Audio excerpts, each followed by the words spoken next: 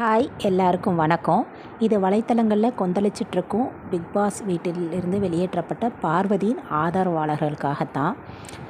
இதை நான் ஏன் இவ்வளோ இதுவாக பதிவிடுறேன், அவசரமாக பதிவிடுறேன் அப்படின்னா, பார்வதி ஏதோ பெண்ணியவாதி போலவும் சிங்கப்பெண் போலவும் சித்தரிக்கப்படுவதற்கு எதிரான என்னுடைய கருத்தை இங்கு பதிவிட நான் விரும்புகிறேன்.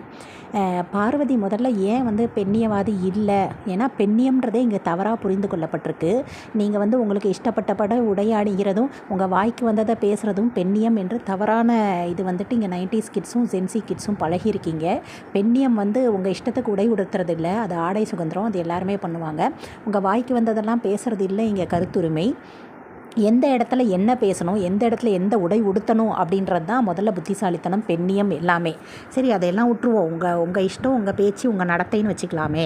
இது எல்லாத்தையும் தாண்டி ஏன் நான் பார்வதிக்கு இவ்வளோ எதிராக பேசுகிறேன் அப்படின்னா, நானே பார்வதியை ஆதரித்து வலைத்தளங்களில் கமெண்ட் போட்டுருந்த ஒரு பெண்மணி தான் நானே இதை ஏன் பார்வதியோட இந்த நடத்தை, பார்வதி வெளியேற்றப்பட்டது சரி அப்படின்னு ஆதரவு சொல்கிறேன் அப்படின்னா, முதல்ல நீங்கள் கவனிக்க வேண்டிய விஷயம் என்னென்னா, பார்வதிக்கும் கமருதிக்குமான உறவு. பார்வதியும் கம்ருதீனும் தங்களுக்குள்ள உறவை நட்பிலும் சேர்க்கவில்லை, காதலிலும் சேர்க்கவில்லை. நீங்கள் நன்றாக கவனித்தீர்கள் என்றால், என்றுமே பார்வதியோ கம்ருதீனோ நான் உன்னை விரும்புகிறேன் என்று சொல்லவில்லை. பார்வதியும் கம்ருதீனை நான் உன்னை விரும்புகிறேன் என்று சொல்லவில்லை. இருவருமே என்ன சொல்கிறார்கள்? மோர் தேன் அ ஃப்ரெண்ட் அப்படின்னா அந்த உறவுக்கு என்ன பேர்? ஏன் உங்கள் பேர் வைக்காத ஒரு உறவுமையிலே இருந்தாங்க? அப்போ நீங்கள் என்ன சொல்லுவீங்க? நாளைக்கு அப்போ எப்படியா வேணால் போகலாம், நாளைக்கு அவங்க கல்யாணம் பண்ணிக்கிட்டால் அது காதல்னு சொல்லுவீங்க, அவங்க பிரிஞ்சு போனால் இதை நட்புன்னு சொல்லுவீங்க. அதுக்காகத்தானே இதை நீங்கள் எதுலேயுமே சேர்க்காமல் வச்சுருந்தீங்க. இதுக்கு எல்லாத்தையும் விட முக்கியமான கவனிக்கப்பட வேண்டிய விஷயம் என்னென்னா, எந்த ஒரு உறவுமுறைக்கும் பெயரிடப்பட்ட உறவுமுறையை நான் சொல்கிறேன். உங்களுக்கு யார் கூட வேணால் என்ன வேணால் உறவு இருக்கலாம், ஆனால் அந்த உறவுமுறைக்கு ஒரு பேர் இருக்கணும். அது அம்மாவாக இருக்கணும், அப்பாவாக இருக்கணும், அண்ணனாக இருக்கணும், தம்பியாக இருக்கணும், நண்பனாக இருக்கணும், காதலனாக இருக்கணும், இல்லை காதலியாக இருக்கணும். ஒரு டெஃபினட் பேர் அந்த உறவுமுறைக்கு இருக்கணும். பெயரிடப்படாத உறவுமுறை கண்டிப்பாக மோசமான உறவுமுறை தான். இதற்காக நீங்கள் என்ன வசைப்பாடினாலும் நான் அதை ஏற்றுக்கொள்ள தயாராக இருக்கிறேன். பெயரிடப்படாத உறவுமுறை எப்படியான உறவுமுறையாக இருக்கும்? ஏன் அதுக்கு பார்வதியும் கமருதீனும் பெயரிடவில்லை என்றால், அவர்கள் தங்களுக்கு தோன்றியதெல்லாம் செய்ய வேண்டும் என்பதற்காகவே அதை பெயரிடவில்லை என்று நான் சொல்கிறேன். ஏனென்றால் அதை நட்பு என்று பெயரிட்டால் அவர்கள் செய்த எந்த விடயமே நட்பின் வரைமுறைக்குள் வராது. அவர்கள் அதை காதல் என்று பெயரிட்டால் அது காதலுக்கான வரைமுறையிலும் வராது. பிறகு என்ன பெயர் வைப்பார்கள் அந்த உறவுக்கு? எந்த காதலனும் காதலியும் இப்படி தான் தடவிக்கொண்டே இருக்கிறார்களா, இல்லை எந்த நண்பர்களாவது இப்படித்தான் உரசிக்கொண்டே இருக்கிறார்களா? எதில் வருகிறது இது? நட்பை தாண்டியது என்று சொல்லி ஜென்சி கிட்ஸும் 90s கிட்ஸும் நட்பிலும் அல்லாத காதலிலும் அல்லாத ஏதோ ஒன்றை செய்து கொண்டிருக்கிறீர்கள். அது காமம்தான். அது காதலிலும் வரவில்லை, நட்பிலும் வரவில்லை. ஆனால் இரு உடல்களை உரசுவதில் மட்டுமே உங்கள் கவனம் இருக்கிறது என்றால் அது கண்டிப்பாக காமம்தான். அப்படி என்றால் சாண்ட்ரா சொன்னது சரிதான். இப்போது நான் சாண்ட்ரா ஆதரவாளர்கள் என்று குதித்து கொண்டு வர வேண்டாம். நான் என்றுமே சாண்ட்ராவை ஆதரிக்கவில்லை. சாண்ட்ரா உள்ளே நுழைந்த அன்றிலிருந்து இன்று வரை சாண்ட்ராவை எதிர்த்து கொண்டு தான் இருக்கிறேன். எனக்கு சாண்ட்ரா மீது நல்ல அபிப்பிராயம் இல்லை. அதை தனியாக ஒதுக்கி வைத்து விடுவோம். பெண்ணியம் பேசும் பார்வதி, சிங்கப்பெண் என்று சொல்லும் நீங்கள், பார்வதி செய்த எந்த விடையும் பெண்ணியத்தில் வருகிறது என்று தயவு செய்து எனக்கு சொல்லுங்கள். பெண்ணியம் என்பது உங்களை ஒருத்தர் திட்டிவிட்டால், உங்களுக்கு காயம்பட்டு விட்டால், நான் ஒரு பெண், என்னை அடிச்சிட்டாங்க, என்னை காயப்படுத்திட்டாங்க அப்படின்னு சொல்கிறதில்ல பெண்ணியம். நீங்கள் இருக்கும் இடத்தில் ஒரு பெண் இருந்தால், அது யாராக இருந்தாலும், அந்த பெண்ணுக்கு என்ன நேர்ந்தாலும், வார்த்தைகளால் காயம்பட்டாலோ இல்லை உடலால் காயம்பட்டாலோ அந்த பொண்ணுக்கு ஆறுதல் சொல்கிறதும், அந்த பொண்ணுக்கு ஒரு தவறு நடக்கிறப்போ அது அந்த அநீதிக்கு எதிராக குரல் கொடுக்குறது தான் பெண்ணியமே ஒழிய இல்லாமல் உங்கள் இஷ்டத்துக்கு ட்ரெஸ் போட்டுக்கிறது, உங்கள் இஷ்டத்துக்கு பேரிடப்படாத உறவுகளெல்லாம் ஈடுபடுறது, உங்கள் வாய்க்கு வந்ததை பேசுகிறதுன்றது தைரியமும் கிடையாது, பெண்ணியமும் கிடையாது. நீங்கள் சிங்கப்பெண் கிடையாது, அசிங்கப்பெண். நான் அதைத்தான் சொல்ல வரேன். நீங்கள் அசிங்க பெண் பார்வதி. இதுக்காக பார்வதியோட ஆதரவாளர்கள் எவ்வளோ கதறினாலும் கதறுங்க. இதுதான் உண்மை. இது ஆடை சுதந்திரம். எப்படி வேணால் நீங்கள் ஆடை போட்டுக்கோங்க, நீங்கள் என்ன வேணால் பேசிக்கோங்க. ஆனால் நீங்கள் உங்கள் நடத்தை இருக்குல்ல பார்வதி, இந்த நடத்தை சொல்லும் நீங்கள் யாருன்றதை. எனக்கு ஆடை சுதந்திரம் இருக்குது, நான் எப்படி வேணால் போடுவேன், போட்டுக்கோங்க. என் வாய் இருக்குது, நான் எப்படி வேணால் பேசுவேன்னா பேசிக்கோங்க. அது அதையெல்லாம் விட்டுட்டு நீங்கள் செஞ்சது என்ன? நீங்கள் வாயில் பேசுனது என்ன? நீங்கள் செஞ்சது என்ன? சிங்கப்பெண், நான் பெண்ணியம் பேசுகிறேன் அப்படின்னு சொல்கிறேன். நீங்களே இன்னொரு பெண் மீது ஆபாச வார்த்தைகளை அர்ச்சனை பண்ணுறீங்க. நீங்கள் வந்து வார்த்தைகள் விடலை, ஆனால் கமருதீன் அவ்வளோ வார்த்தைகள் விடும்போது நீங்கள் அதை தடுக்கவே இல்லை. இப்படி பேசாதீங்க கமருதீன், அவங்க வந்து ஒரு என்ன மாதிரி ஒரு பெண். இதில் உச்சம் என்னென்னா, அந்த பெண் உங்களுக்கு ஆறுதல் சொன்ன ஒரு பெண். நீங்கள் மனசு கஷ்டப்பட்டு இருக்கும்போது இதே கமருதீன் உங்களை ஆபாசமாக அசிங்கமாக பேசும்போது, இதே கமருதீனோட நீங்கள் பிரேக்கப்பில் இருக்கும்போது உங்களுக்கு ஆதரவு சொன்ன ஒரு பெண்ணை நீங்கள் எவ்வளவு ஆபாசமாக பேச அனுமதித்தீர்கள். பக்கத்துலேயே உட்காந்துருக்கீங்க, உங்கள் பக்கத்துலேயே உட்காந்துட்டு கமருதீன் நாய் காரி மூஞ்சில் துப்பிடுவேன் அடிச்சிருவேன் அப்படின்னு கையை ஓங்குறாரு, என்னென்னமோ பேசுகிறாரு. ஒரு வார்த்தை கூட பார்வதி, நீங்கள் பெண்ணியம் பேசும் பார்வதி, நீங்கள் இனி பெண்ணியம் என்ற வார்த்தையை உச்சரிக்கக்கூடாது. பார்வதியை ஆதரிக்கும் யாருமே பெண்ணியம் என்ற வார்த்தையை உச்சரிக்கக்கூடாது. பெண்ணியம் பார்வதி செய்வது பெண்ணியம் அல்ல, பார்வதி செய்வது பெண்ணியம் அல்ல. ஒரு பெண்ணை இவ்வளோ அசிங்கமாக ஒரு ஆண் நடத்துகிறாரு, நீங்கள் பக்கத்துலேயே உட்காந்துட்டு அதை தடுக்கலை. அட்லீஸ்ட் நீங்களாவது வாய மூடி இருக்கணும். நீங்களும் வாய மூடல. நீங்களும் அந்த ஆணோட சேர்ந்து அந்த பெண்ணுக்கு அவ்வளோ பெரிய மன உளைச்சல் கொடுக்குறீங்க, அவ்வளோ பெரிய பெரிய வார்த்தையெல்லாம் பேசுகிறீங்க. இதில் முக்கியமான விஷயம் பார்வதி, உங்ககிட்ட தான் நான் கேட்கணும்னு நினைக்கிறேன். அதாவது ஒரு கணவனும் மனைவியும் திருமணம் செய்து கொண்டு குழந்தை பெற்றுக்கொள்வதும் நீங்கள் 2 பேரும் செஞ்சதும் ஒன்றா? அதாவது எல்லா கணவனும் மனைவியும், ஆமாம் நீங்கள் சொன்ன மாதிரி 2 கணவனும் மனைவியும் காமத்தை செஞ்சு தான் பிள்ளையை பெற்கிறாங்கன்னு இல்லைன்னு சொல்லலாம். அவங்க கணவன் மனைவின்ற உறவு முறையில் இருக்காங்க. அதனால் இந்த காமத்தை செய்கிறதுக்கு அவங்களுக்கு எல்லா உரிமையும் இருக்குது. உங்கள் அப்பா அம்மா அப்படி தான் உங்களை பெற்றிருக்காங்க, என்னோடய அப்பா அம்மா அப்படி தான் என்னை பெற்றிருக்கிறாங்க, நான் மறுக்கவே மாட்டேன். ஆனால் என்னோடய அப்பாவும் அம்மாவும் திருமணம் செய்து கொண்டு கணவன் மனைவியாக இருந்து அதை செஞ்சுருக்கிறாங்க. நீங்களும் கமருதீனும் கணவனும் மனைவியா பார்வதி? சொல்லுங்கள் பார்வதி, நீங்கள் செஞ்சது காதலா பார்வதி? நீங்கள் செஞ்சது நட்பா? நீங்கள் கணவன் மனைவின்ற உறவு முறையிலே இல்லை, உங்கள் உறவு முறைக்கு பேரே இல்லை. அப்படி இருக்கும்போதே நீங்கள் எவ்வளோ ஆபாசத்தை செஞ்சுட்டு, நீங்களே ஆபாசத்தை செஞ்சுட்டு அதை ஊரே பார்த்துருச்சு, உலகமே பார்த்துருச்சு, சாண்ட்ரா பார்த்துட்டு தான் உள்ளே வந்திருக்கிறாங்க.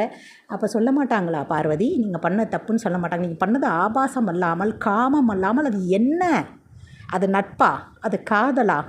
நீங்கள் கல்யாணம் பண்ணிக்க போகிறீங்க. இதோட உச்சம் என்ன அப்படின்னா, அப்போ கமருதீன் சொல்கிறாரு, இங்கேருந்து வெளில போனால் அவளுக்கு ஒரு வாழ்க்கை இருக்குது, எனக்கு ஒரு வாழ்க்கை இருக்குது. எனக்கு புரியவே இல்லை. இனி என்னை கைவிட்றாதான்னு நீங்கள் போய் அவங்ககிட்ட கெஞ்சுறது பெண்ணியமா பார்வதி? அதாவது உங்களுக்கு வந்து யாருக்கு மேலே யார் மேலே வேணால் காதல் வரலாம். உங்களுக்கு கமருதீன் மேலே காதல் வந்து மிக சரியான விடயம். ஏன் இந்த இடத்துல கமருதீன் மேலே காதல் வரக்கூடாதா? இவர் மேலே இந்த இடத்துல தான் காதல் வரணும்னு காதலுக்கு வரைமுறை கிடையாது.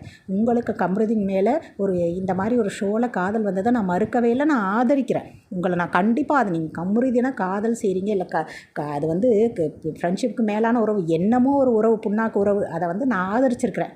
ஏன் அந்த பொண்ணு காதல் வரக்கூடாதா? ஏன் அந்த பொண்ணு அதுக்கு விருப்பப்பட்ட மாதிரி செய்யக்கூடாதுன்னு நான் ஆதரித்த பொண்ணு. நான் ஆதரித்து கமெண்ட்டெல்லாம் போட்டிருக்கேன், போய் பாருங்கள். அது இல்லை இங்கே விஷயம். அப்படி இருக்கிற நீங்கள், உங்கள் 2 பேருக்குள்ளேயே ஒரு பிரிவு வருது. நீங்கள் செய்தது காதலாக இருந்தாலும், அன்பாக இருந்தாலும், நட்பாக இருந்தாலும், பிரியும் போது தெரியும் ஒருத்தர் மேலே ஒருத்தருக்கு எந்த அளவுக்கு நிஜமான காதல் இருந்தது, அன்பு இருந்தது, மரியாதை இருந்ததுன்றது பிரிவில் தான் தெரியும். பிரிவில் எந்த அளவுக்கு நீங்கள் டீசெண்டாக இருந்திருக்கீங்க நீங்கள் சொல்லுங்கள். இந்த பக்கம் கமருதீனோட சண்டை வந்தோடனே அந்த பக்கம் போய் அவன் என்னை யூஸ் பண்ணிக்கிட்டான்னு எனக்கு பயமாக இருக்குது, அவன் வந்து ஏமாற்றிட்டான், என்னை வந்து பேட் டச் பண்ணிட்டான் அப்படின்னு சொல்கிறீங்க.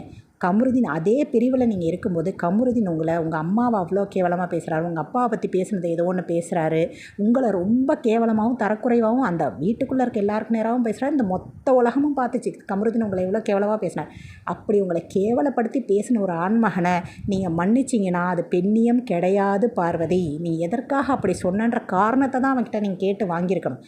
ஏன் நீங்கள் அவன் தடவடுக்கு இடம் கொடுத்தீங்க, அதனால உங்களை அவன் அவமானப்படுத்திட்டு போனான். இதே வார்த்தையை அவன் திவ்யாவை பார்த்தோ, அந்த வீட்டில் இருக்க வேறு ஏதோ ஒரு பொண்ணை பார்த்து பேசிடுவானா கமருதீன்? உங்களை ஏன் பேசினான் பார்வதி? உங்கள் கூட பழகிட்டு உங்களையே அவ்வளோ கேவலமாக அசிங்கமாக எதற்காக பேசினான் கமருதீன்? ஏன்னா உங்களோட நடத்தை அப்படி. நீங்கள் அவனை அவ்வளோ அலோவ் பண்ணீங்க, அவனை தடவை விட்டீங்க. அவனுக்கு உங்கள் மேலே என்ன மரியாதை இருக்கும் பார்வதி? அவன் அப்படி தான் பேசுவான். அப்படி அவன் பேசினதுக்கு அப்புறமும் அந்த உறவுமுறை துண்டிக்காமல் எப்படி இவ்வளோ பெரிய தொலைக்காட்சியில் என் அம்மாவை பேசலாம், எங்கள் அப்பாவை நீ இழுக்கலாம், நீ என்னை பற்றி எப்படி அப்படி அசிங்கமாக பேசலாம், நீ பண்ணது தப்பு, நீ செத்தாலும் உன் பக்கம் திரும்பி பார்க்க மாட்டேன் அப்படின்னு நீங்கள் சொல்லியிருந்தீங்கன்னா பார்வதி, இன்றைக்கி உங்களுக்கு ரெட் கார்டு கொடுத்ததுக்கு நான் வந்து நின்றுப்பேன் பார்வதி. நீங்கள் அங்கேருந்து பிரிஞ்சிருந்தீங்கனாலே இன்றைக்கி இந்த விஷயம் உங்களால் வந்து சாண்ட்ராக்கு நடந்திருக்காது பார்வதி. அதாவது பிரிய வேண்டிய நேரத்தில் நீங்கள் சரியாக பிரிஞ்சிருந்தீங்கன்னா அந்த ஆண்மகன் உங்களை அவமானப்படுத்துகிறப்ப, உங்கள் குடும்பத்தை அவமானப்படுத்துகிறப்ப, உங்கள் வளர்ப்பை பற்றி தப்பாக பேசுகிறப்ப அதை விட்டு விலகி இருந்தீங்கன்னா உங்களுக்கு இந்த நிலை வந்திருக்காது பார்வதி. நீங்கள் செய்தது காமம்தான் பார்வதி, நீங்கள் செய்தது காதல் அல்ல, நீங்கள் வைத்திருந்தது நட்பல்ல, இரண்டுக்கும் இடையிலும் அல்ல. இது வந்து காமம். எப்படி நட்புக்கு மேலே காதலு கீழே அப்படின்னா அந்த உறவுமுறைக்கு பேர் என்ன சொல்லுங்கள் பார்வதி? அந்த உறவுமுறைக்கு பேர் என்ன அப்படின்னா என்ன அர்த்தம்? இங்கே வந்து இதை வச்சு கண்டென்ட் க்ரியேட் பண்ணிவிட்டு வெளியில் போனோன்னு நீங்கள் விட பிரிஞ்சு போயிருவீங்க, அதுதானே? அப்போ சாண்ட்ரா சொன்னது உண்மை தானே? நீங்கள் கண்டென்ட் காதல் தானே பண்ணீங்க, அது காதல்னு பேர் வைக்க வேண்டியதானே. இதுக்கு முன்னாடி இருந்த பிக் பாஸ்ல எல்லாம் யாருமே காதல் பண்ணலையா? இது எல்லாத்த விட உச்சம் என்னென்னா, லொஸ்லியாவோட அப்பா வந்து அவ்வளோ அந்த பொண்ணை திட்டினாரு. இந்த ஷிவானியோட அம்மாலாம் அவ்வளோ திட்டினாங்க. நான் வந்து பார்வதியோட அம்மா வந்து ஏதாவது சொல்லுவாங்க, இந்த உணர்வுகள்லேயே மூழ்கி போயிடாதீங்க பார்வதி, நீங்கள் இதை விட்டு வெளியில் வாங்க, எதாக இருந்தாலும் வெளியில் பேசிக்கலாம் அப்படின்னு சொல்லுவாங்க. ஒரு இன்டைரக்டாவது அந்த பொண்ணை கண்டிப்பாங்க அப்படின்னு நினச்சா, அப்போ தான் எனக்கு தெரிஞ்சுது பார்வதியை கண்டித்து பிரயோஜனம் இல்லை, பார்வதி கண்டிக்க முடியாத இடத்துல இருக்காருன்னு அவங்க அம்மாக்கே நல்லா தெரிஞ்சுதான். அவங்க அம்மா ஒரு கண்டிப்பு கூட பண்ணலை. நீ பண்ணுறது தப்பு பார்வதி, அப்படி இப்படிலாம் தொட விடக்கூடாதுப்பா, எல்லோரும் பார்க்குறாங்க, எல்லாம் டிவியில் தெரியுது, நம்ம சொந்தக்காரவங்களாம் என்ன சொல்லுவாங்க அப்படின்னு கூட ஒரு வார்த்தை சொல்லலை. அப்படின்னா அதுக்கு என்ன அர்த்தம் பார்வதி, நீங்கள் சொல்லுங்கள். உங்கள் அம்மாவால் உங்களை கண்டிக்க முடியல அப்படின்னா இந்த உலகத்தில் யார் கண்டிப்பா? அதுதான் திவ்யா கரெக்டாக சொன்னாங்க. உங்கள் அம்மா வந்து ஒரு நாள் ஃபுல்லாக இருந்து உனக்கு பாடம் எடுத்தாங்க, அப்போ நீ திருந்தலை, நான் சொன்னால் நீ திருந்திருவியா அப்படின்னாங்க. யாராலும் அதாவது நான் என்ன சொல்கிறேன், உங்கள் இஷ்டத்துக்கு ட்ரெஸ் போடுறது, உங்கள் வாய்க்கு வந்து பேசுகிறதுலாம் பெண்ணியம் இல்லை. இன்னொரு பெண்ணுக்கு அநீதி இழைக்கப்படும் போது அதுக்கு போய் நீங்கள் அதில் சம்மந்தப்பட்டிருந்தாலும் சம்மந்தப்படாட்டி அந்த பொண்ணுக்கு நீ பண்ணது தப்புடா அப்படின்னு நீங்கள் சொல்லியிருந்தால் தான் அது பெண்ணியம். இல்லாமல் நீங்கள் என்ன பண்ணியிருக்கீங்க, நீங்களும் அந்த ஆணோட சேர்ந்து அந்த பொண்ணை ட்ரிகர் பண்ணி அந்த பொண்ணுக்கு மன உளைச்சல் கொடுத்து பேசக்கூடாத வார்த்தையெல்லாம் பேசி. சாண்ட்ரா பேசுனதில் ஒரு தப்பும் இல்லை பார்வதி, நீங்கள் பண்ணது தான் சாண்ட்ரா பேசினார். நீங்கள் பண்ணதே இந்த தொலைக்காட்சியில் எல்லாரும் பார்த்துருக்கோம், அதை தான் சாண்ட்ராவும் பேசினார். அவர் தப்பாக ஒன்றும் பேசல. அந்த வீட்டுக்குள்ளே இருந்து பார்க்குற சாண்ட்ராக்கு தெரியாதா நீங்கள் 2 பேரும் என்ன பண்ணிகிட்ருக்கீங்கன்னு? இது எல்லாத்தையும் தாண்டி நீங்கள் தான் போய் அவங்கக்கிட்ட வந்து ஒப்புதல் வாக்குமூலம் கொடுத்தீங்க. நாங்கள் அப்படி பண்ணோம், இப்படி பண்ணோம், நாங்கள் கிஸ் பண்ணோம், நீங்கள் சொன்னதை தான் அவங்க சொன்னாங்க. நீங்கள் தான் வந்து காம தெளிக்கிறீங்கன்னு நீங்கள் சொன்ன உங்கள் வாக்குமூலத்தை வச்சு தான் அவர் சொன்னாரே ஒழிய அவராக அசியூம் பண்ணி அவராக நினச்சிக்கிட்டு எதுவுமே சொல்லலை. அதனால் நான் சாண்ட்ராவை சப்போர்ட் பண்ணலை. சாண்ட்ரான்ற பெயரை எடுத்துகிட்டு அந்த இடத்துல ஏதோ ஒரு பொண்ணு இருக்குன்னு வச்சுக்கோங்களேன். பார்வதியும் ஒரு பெண், அங்கே இன்னொரு பெண் இருக்கார், சாண்ட்ராவும் ஒரு பெண், அவர் ஒரு 2 குழந்தைங்களுக்கு தாயின்றதுலாம் மறந்துடுவோம், 2 பேருமே ஒரு பெண். அப்போ நீங்கள் என்ன பண்ணியிருக்கணும் சாண்ட்ரா, அந்த பெண் உங்களுக்கு ஆறுதல் சொன்ன ஒரு பெண், நீங்கள் நட்பு பாராட்டின ஒரு பொண்ணு சாண்ட்ரா. அப்படி இருக்கும் பட்சத்தில் அந்த நட்பு பாராட்டின பொண்ணை நீங்கள் வந்து ட்ரிகர் பண்ணி பேச வச்சு உதச்சி தள்ளினதுலாம் ரொம்ப ரொம்ப கேவலம் பார்வதி. இது என்றைக்குமே நீங்கள் லைஃப்பில் மறக்கவே கூடாது. உங்களுக்கு ரெட் கார்டு கொடுக்கப்பட்டது மிக மிக சரி.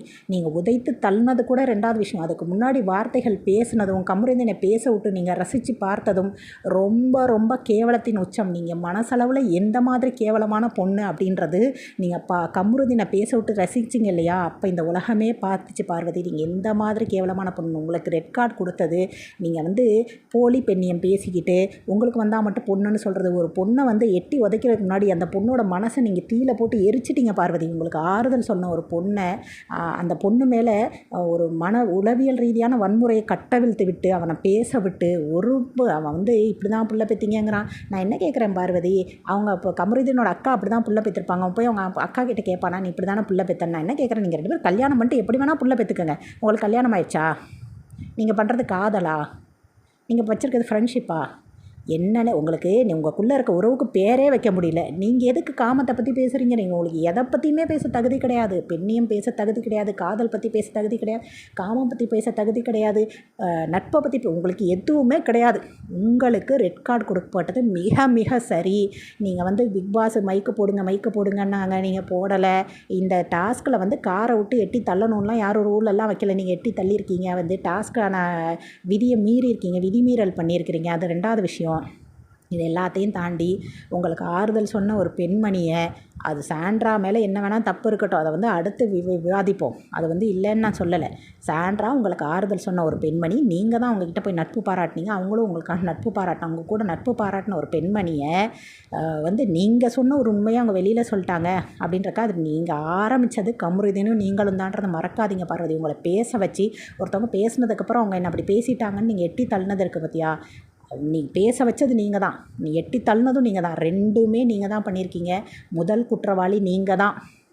கமருதீனும் உங்களோட சேர்ந்து பண்ணியிருக்காரு. 2 பேருமே மிகச்சிறந்த குற்றவாளிகள், 2 பேருமே ஆகச்சிறந்த முட்டாள்கள், 2 பேருமே ஆகச்சிறந்த ஆபாசமானவர்கள், 2 பேருமே காமத்தின் உச்சியில் இருக்கீங்க. உங்கள் 2 பேருக்கும் மிக சரியான தண்டனை இந்த ரெட் கார்டு தான். இதை தவிர வெளியில் வந்தால் தயவுசெய்து 2 பேரும் கல்யாணம் பண்ணிக்கோங்க. அதை விட உங்கள் 2 பேருக்கும் மிகப்பெரிய தண்டனை இந்த உலகத்தில் எதுவுமே இருக்காது. நீங்கள் 2 பேரும் கல்யாணம் பண்ணிக்கிட்டா அதை விட இந்த தமிழ்நாட்டு மக்கள் சந்தோஷமாக வேறு எதையுமே கொண்டாட மாட்டாங்க. தயவுசெய்து நீங்களும் கமருதீனுமே கல்யாணம் பண்ணிக்கோங்க. நீங்கள் கல்யாணம் பண்ணிட்டு நீங்கள் ஒருத்தர் பார்த்து அள்ளி வீசிக்க போகிற ஆபாசத்தை பார்த்து ரசிக்கிறதுக்கு நாங்கள்லாம் காத்துட்ருக்கோம் பார்வதி.